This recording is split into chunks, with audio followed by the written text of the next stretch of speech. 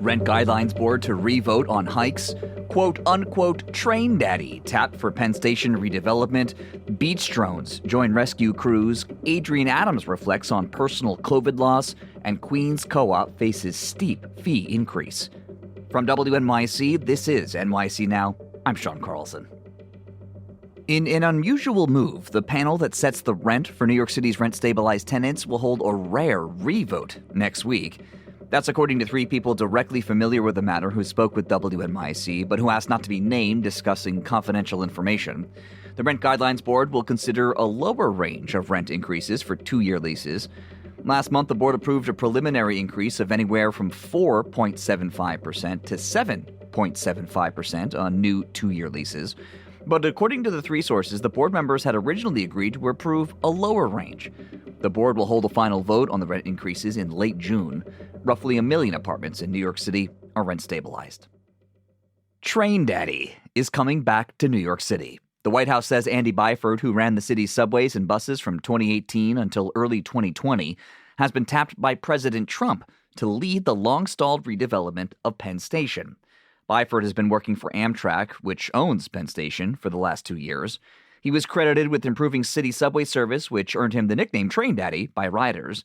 The redevelopment of Penn Station was previously overseen by MTA Chair Janno Lieber, but Transportation Secretary Sean Duffy kicked Lieber off the project last month, saying Amtrak will take over the work.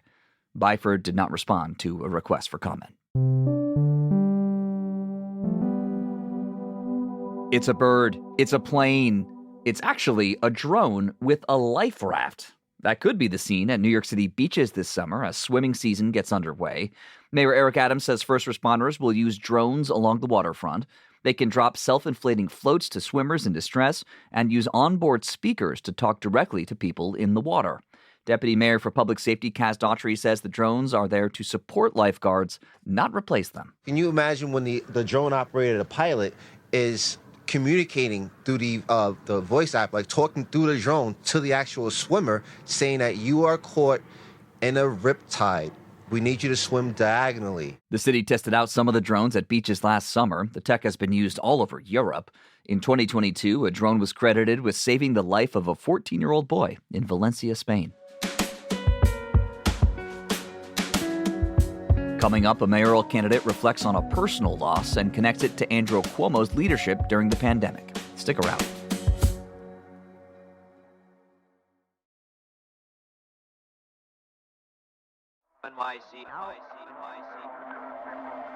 City Council Speaker and mayoral candidate Adrian Adams is reflecting on one of the most painful moments of her life and linking it to how then-Governor Andrew Cuomo handled the pandemic.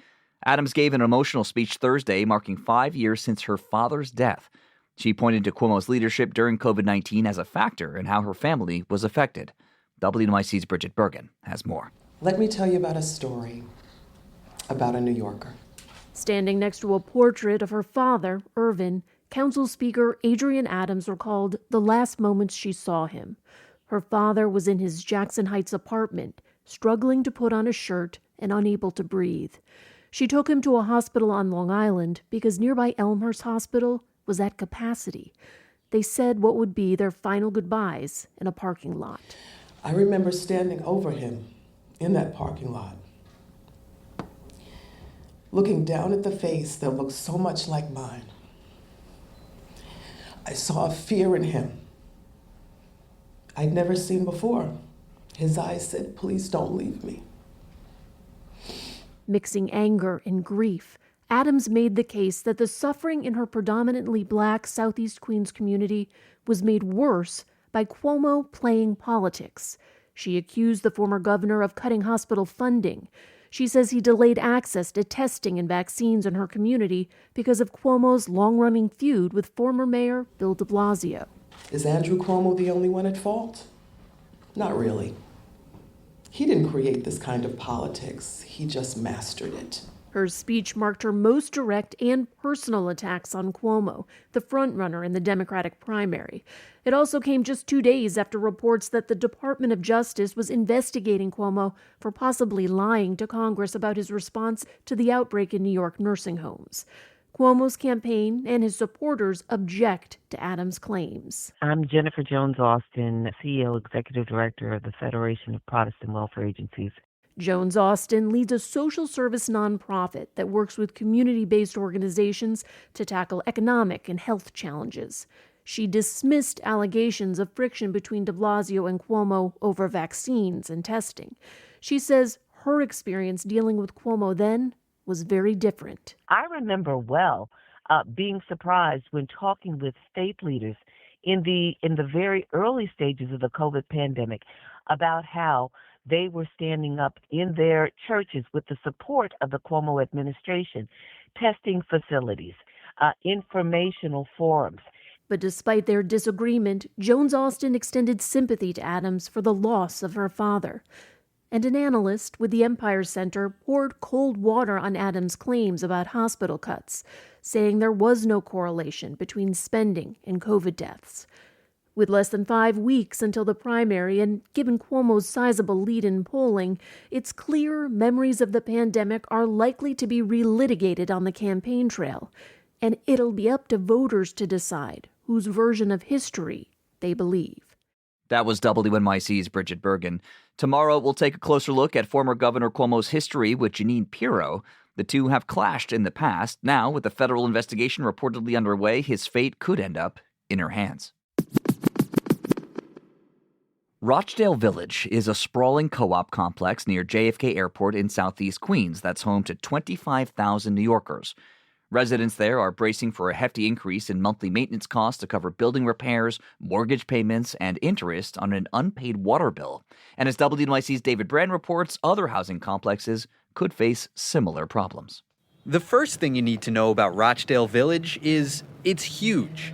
It's big enough to fit Citi Field 4 times. I used to jog around. When I first moved here, me and my mom, we would walk just to get exercise. So it probably took us maybe about an hour. Regan Smith has been a resident here since 2012. She agreed to walk the entire length of the 120-acre campus with me. She describes it as a city within a city. You don't ever have to leave the community if you don't want to. Like, everything is here. It has its own mall and a stop on the Long Island Railroad. We got basketball courts. We have a library on that side.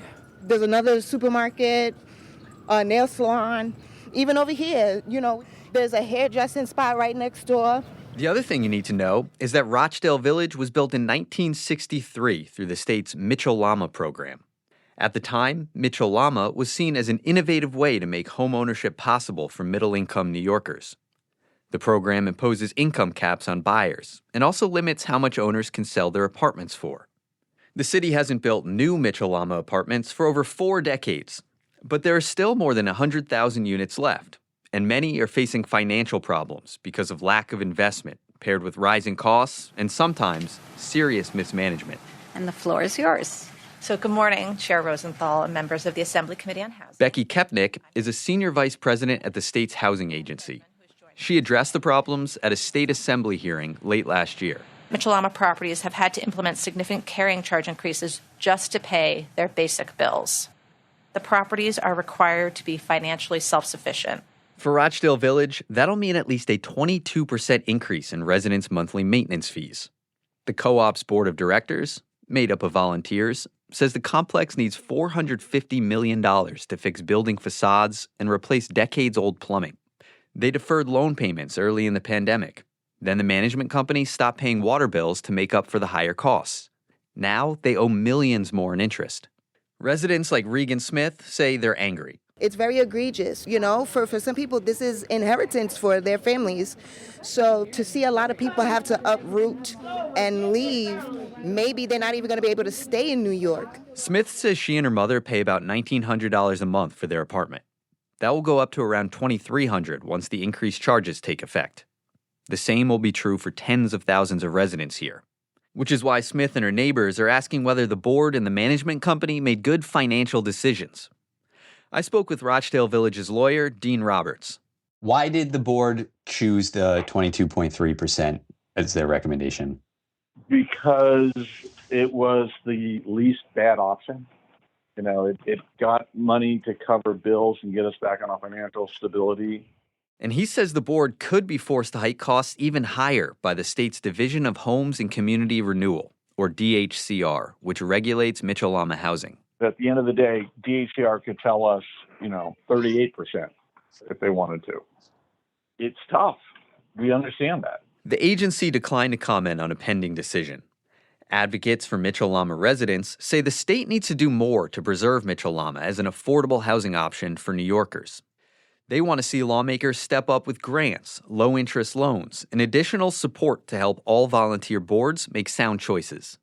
Local elected officials recently formed a task force to try to keep the affordable housing actually affordable. When we go back here, you're gonna see the garden. My uncle plants in the garden, so we get fresh produce in the summertime. After about 45 minutes, Smith and I finally reached the end of our walk across Rochdale Village. I like this exercise that I get. So. Yeah, it's good. We're getting our step count up. I should have put my stepper on. I always forget. It's a new thing. Smith says the upcoming increase will hit her and her family hard. She's a therapist and says she'll need to start earning more. So I'm increasing my clientele so that the income can come in, and I'm trying to find other supplements for the income to pay. The state will determine the final cost increase for residents later this year. That's WNYC's David Brand. Thanks for listening to NYC Now from WNYC. I'm Sean Carlson. Have a great Memorial Day weekend.